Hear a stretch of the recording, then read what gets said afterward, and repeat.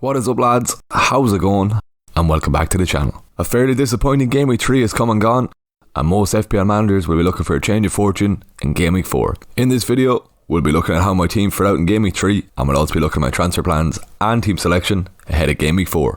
We've lots to discuss, so let's get into the video. With no Spurs players for the early kickoff and Neto left on my bench, we move on to the 3 o'clock games, and Neco Williams was the only involvement for my team. Things were looking bright as he'd 1 shot on target, he was taking corners, and he'd 2 shots outside the box. But of course, with 2 minutes to go, Everton hoofed a long ball upfield and Damari Gray got his goal. After picking up a yellow and conceding, he only came away with a 1-point return, and this meant it was the wrong decision to play him and leave Andreas on the bench because Pereira got an assist and all 3 bonus. Moving on to the late game on Saturday, things took a turn for the better with my trio of Arsenal players all returning. Ramsdale kept his clean sheet, Martinelli got an assist for an early Odegaard goal, and Jesus did the same to get a 4-point return. It definitely could have been more for Jesus as he scored an offside goal late on, but I was definitely happy with the 4-point return as I didn't give him the armband. Moving on to Sunday's games, I don't think anyone expected Leeds to give a hammer into Chelsea. This was the reason I brought in Gross over Rodrigo, but unfortunately Rodrigo scored a goal and an assist, earning a 13-point haul compared to Gross's 6. I was also expecting Gross to be on penalties, but McAllister took Brighton's penalty to add to the disappointment. But I think I can be fairly happy with the transfer in of Gross,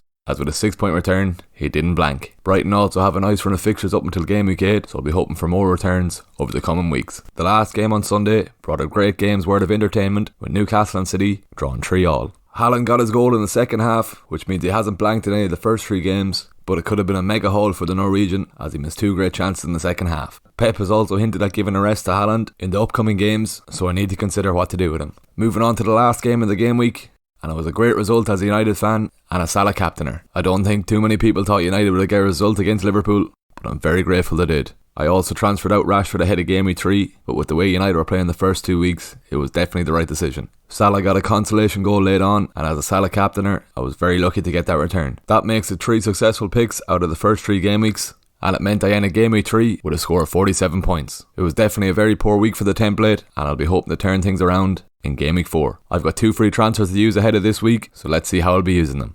Before we get into my transfer plans for Game Week 4, here's a few tips you should be considering ahead of this game week. If you have Robertson in your team, I definitely advise on keeping him for the Bournemouth game. I'm seeing far too many managers getting rid of him, especially before a good fixture. Liverpool also have good fixtures coming up in the next few, and I definitely think he'll get some points over these games. After an impressive display from Perisic on his home debut last week, he came away with a 12-pointer, so a lot of managers are looking towards him this week. If you have Robertson, James and Cucurella in your team, I definitely advise on keeping them and not transferring them out to get Perisic in. I'd only advise on getting rid of Walker or Diaz, or even a cheap defender to get the Croatian into your team. Keep in mind also that we have midweek games next week for Game Week 5, so there's a slight chance Perisic could be rested in these games. I'd advise on trying to roll a transfer this week, especially with the midweek games next week in Game Week 5, and 2 free transfers could be a great help that week. We could definitely see a lot of rotation upcoming in Game Week 5. Lastly, don't overreact after a bad game week. The template has some easier fixtures, especially for City, Liverpool and Chelsea. With the Game Week 4 tips out of the way,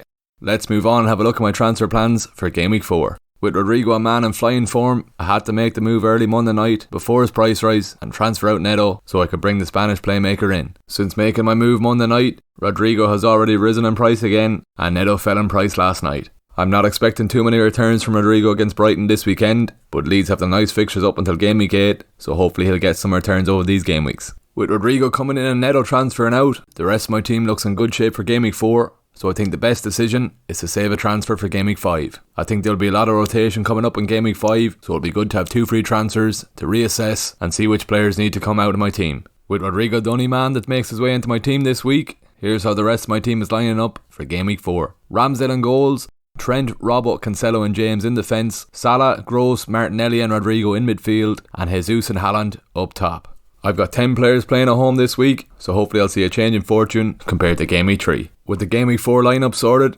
let's move on and have a look at our captain pick for Game Week 5. The standout candidate for the armband ahead of this game week is Mo Salah with a home fixture against Bournemouth. Salah has a 53% chance of scoring and he's already got 2 goals and 1 assist this season, and he's previously returned in 6 out of 6 games against Bournemouth. After losing to Man United on Monday night, this game is a must win for Liverpool, and I'm sure they will in front of the home fans in Anfield. As we're still waiting for press conferences to come tomorrow, I'm currently not locked to my team. Don't forget to follow me at FPL Éire on Twitter and Instagram, where I'll post my locked in team before the deadline. There you have it. There's my Game Week 4 team. Best of luck for Game Week 4, and I'll see you in the next video.